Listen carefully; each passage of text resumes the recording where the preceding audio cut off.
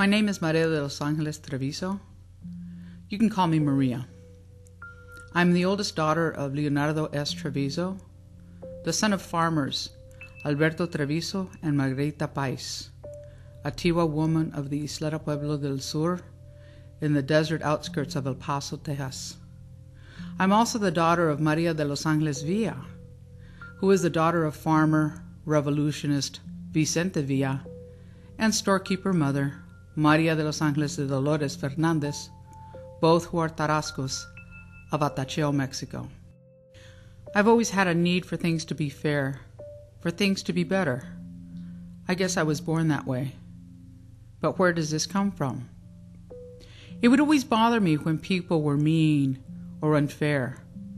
I come from a large family, and when we would play baseball in the backyard, and the youngest would finally get up to bat and hit the ball, and even if it just dribbled a foot, we would make such a fuss and overthrow the ball over the bases till the baby made a home run, to a lot of screaming and cheering. In the summer, my brothers and sisters and I would do field work to add to the family income. We would try to help each other when picking tomatoes or lettuce in the fields of California. The younger ones would pick the tomatoes and put them into the rows, and the older ones of us would carry the lug boxes to the end of the long rows and stack the boxes 6 high, and we would feel proud when the field boss would chalk up the total number on the lugs we had picked. The next year, when I was 13, I jumped at the chance to work 40 miles up the road at DeWitt State Hospital with mentally ill and retarded people. It was my job to help them work with us cleaning. In 1969, I became a California state employee at the age of 16, first working as a hospital worker, kind of like a nurse's aide. Everything was golden. I just knew I would work at the hospital till I retired. My mother had a hard time understanding my moving and my work, but my father understood. See, my father had been a master sergeant in the U.S. Army, 1st Cavalry Division, and a survivor of a horrible battle on the island of Leyte in the Philippines during World War II. He knew about duty and service. So it went that way. I'd work all week, and then I would drive down to San Francisco on the weekend and visit my baby brother Tony. We were not just brother and sister. You see, we came out to each other as gay.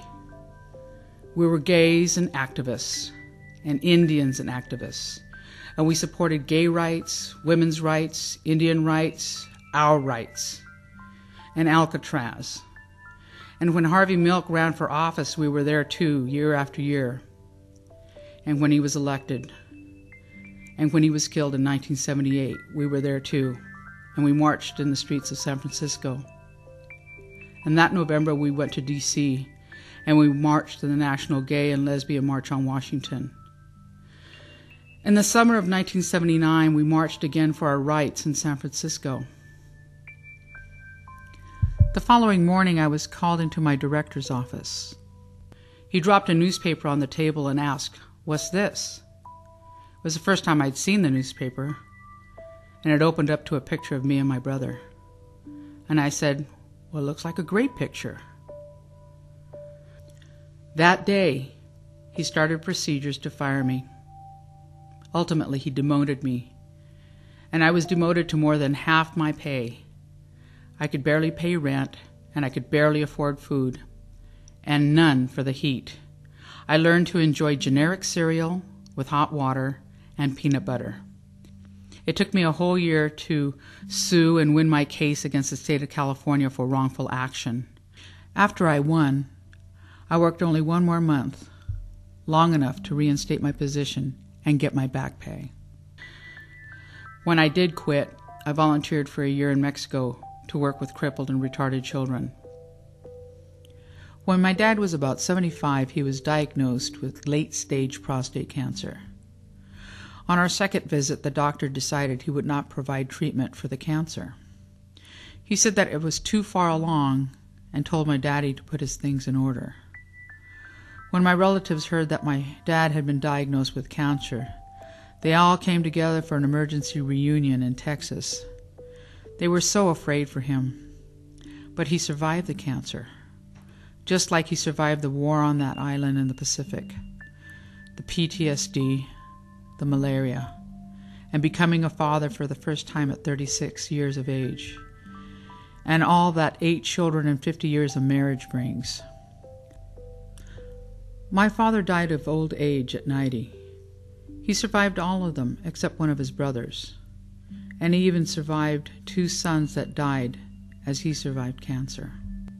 I too am a survivor. I have survived homophobia, domestic violence, alcohol and drugs, MRSA, the loss of a child, racism. I no longer work in hospitals. I work in our Native communities.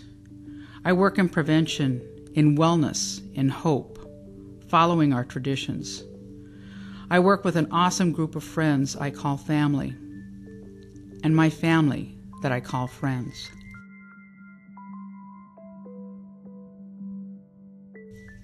Today, my mom understands my work and even attends workshops when she can. What I've learned is that no matter the diagnosis, the circumstances, or your station, that anything is possible. You just never know. Nothing is set in stone.